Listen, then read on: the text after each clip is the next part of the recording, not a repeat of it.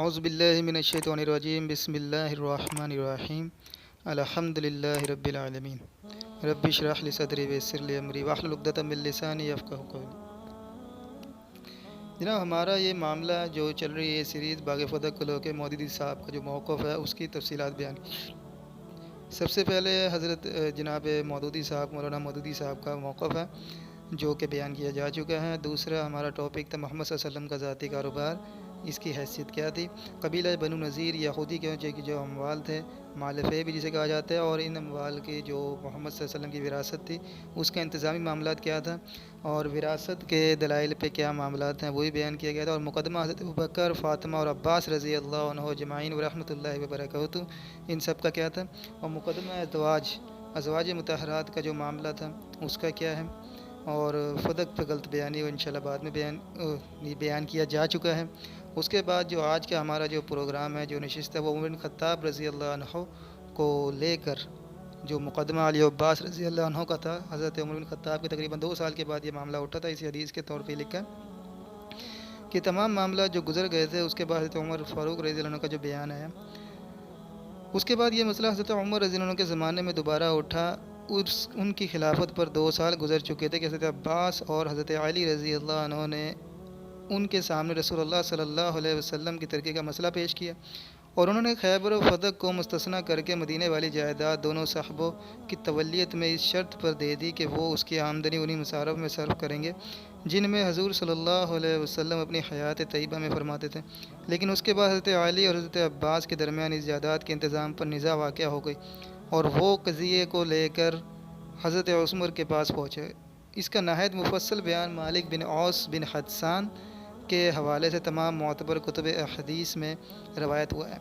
حضرت مالک رضی اللہ عنہ کہتے ہیں کہ میں عمر بن خطاب رضی اللہ عنہ کے پاس بیٹھا تھا کہ ان کے صاحب حاجب نے آ کر عرض کیا کہ عثمان بن عفان، عبد الرحمن بن عوف، زبیر بن العوام، سعد بن وقاص رضی اللہ عنہ اجمعین ورحمۃ اللہ وبرکاتہ علیہ السلام حاضری کی اجازت طلب کرتے ہیں۔ حضرت عمر نے اجازت دے دی، وہ تشریف لے کر آئے۔ اس کے تھوڑی دیر بعد وہ پھر آیا اور اطلاع دی کہ عباس بن عبد المطلب اور علی بن ابی طالب تشریف لائے ہیں، اور وہ بھی اجازت کے طالب ہیں۔ حضرت عمر نے اجازت دینے پر دونوں صاحب اندر تشریف لے آئے، اور سلام کے بعد بیٹھتے ہی حضرت عباس نے کہا کہ اے امیر المومنین، میرے اور اس اپنے بھتیجے حضرت علی کی طرف اشارہ کرتے ہوئے فرمایا، مقدمے کا فیصلہ فرما دیجیے۔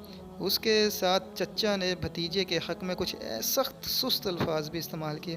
دوسرے حاضرین نے کہا، واقعی امیر المومنین، ان کا قضیہ بہت طویل کھینچ گیا ہے، آپ انہیں اس جھگڑے سے نجات دلائیے۔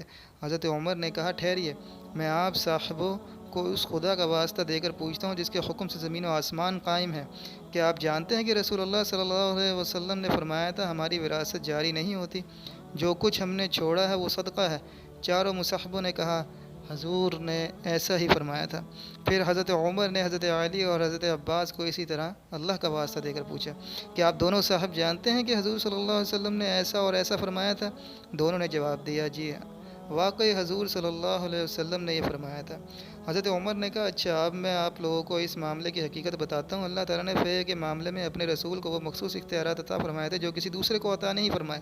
پھر سورہ حشر کی آیت تلاوت کر کے حضرت عمر نے فرمایا، اس آیت کی روح سے یہ اموال فے خالصتاً رسول اللہ صلی اللہ علیہ وسلم کے لیے تھے، مگر خدا کی قسم حضور صلی اللہ علیہ وسلم نے آپ لوگوں کو چھوڑ کر ان سب کو اپنے لیے نہیں سمیٹ لیا، اور نہ ان کے معاملے میں کوئی خود غرضی برتی، بلکہ انہیں آپ ہی لوگوں میں تقسیم کر دیا، یہاں تک کہ 3 جائیدادیں مدینہ فتح اور خیبر والی بچ گئیں۔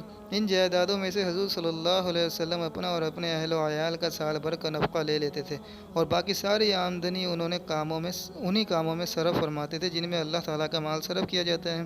یہی حضور صلی اللہ علیہ وسلم کا عمل ان اموال کے معاملے میں زندگی بھر رہا ہے۔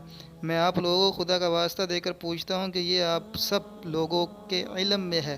چاروں مصحبوں نے جواب دیا، جی ہاں۔ پھر حضرت عباس رضی اللہ عنہ اور حضرت علی سے مخاطب ہو کر کہا، میں آپ دونوں کو بھی خدا کا واسطہ دے کر پوچھتا ہوں، آپ یہ بات جانتے ہیں؟ انہوں نے جواب دیا، جی ہاں، ہم جانتے ہیں۔ اس کے بعد حضرت عمر نے کہا، پھر اللہ تعالیٰ نے اپنے نبی کو اٹھا لیا، اور ابو بکر نے یہ کہہ کر اب میں رسول اللہ کا ولی ہوں، ان اموال کو اپنے ہاتھ میں لے لیا، اور ان کے معاملے میں اسی طریقے سے عمل کیا جس طرح رسول اللہ کیا کرتے تھے۔ اللہ تعالیٰ جانتا ہے کہ اس میں ابو بکر صدیق بالکل سچے تھے اور ٹھیک ٹھیک حق کے تابع تھے۔ پھر اللہ تعالیٰ نے ابو بکر صدیق رضی اللہ عنہ کو بھی اٹھا لیا اور میں ان کا ولی ہوا۔ میں نے اپنی عمارت میں پہلے 2 سال تک اموال کو اپنے ہاتھ میں لے کر اسی طرح عمل کیا جس طرح رسول اللہ اور ابو بکر صدیق کرتے تھے۔ اللہ تعالیٰ جانتا ہے کہ میں بھی اس میں سچا اور تابع حق تھا۔ پھر حضرت علی حضرت عباس سے مخاطب ہو کر فرمایا، آپ دونوں صاحب میرے پاس آئے اور آپ نے مجھ سے اس جائیداد کے معاملے میں گفتگو کی۔ اس وقت آپ دونوں کے درمیان اتفاق تھا۔ اے عباس، آپ نے مجھ سے اپنے بھتیجے کی میراث طلب کی۔ اے علی، آپ نے مجھ سے اپنے بیوی کے واسطے سے ان کے والد کی میراث مانگی۔ میں نے آپ سے کہا کہ رسول اللہ کا ارشاد ہے، لہٰذا اگر آپ چاہتے ہیں تو میں اس شرط پر یہ جائیداد آپ کے حوالے کر سکتا ہوں کہ آپ اس میں اس طرح عمل کریں جس طرح رسول اللہ صلی اللہ علیہ وسلم اور اس کے بعد ابو بکر عمل کرتے رہے اور خلیفہ ہونے کے بعد سے عمل کر رہا ہوں۔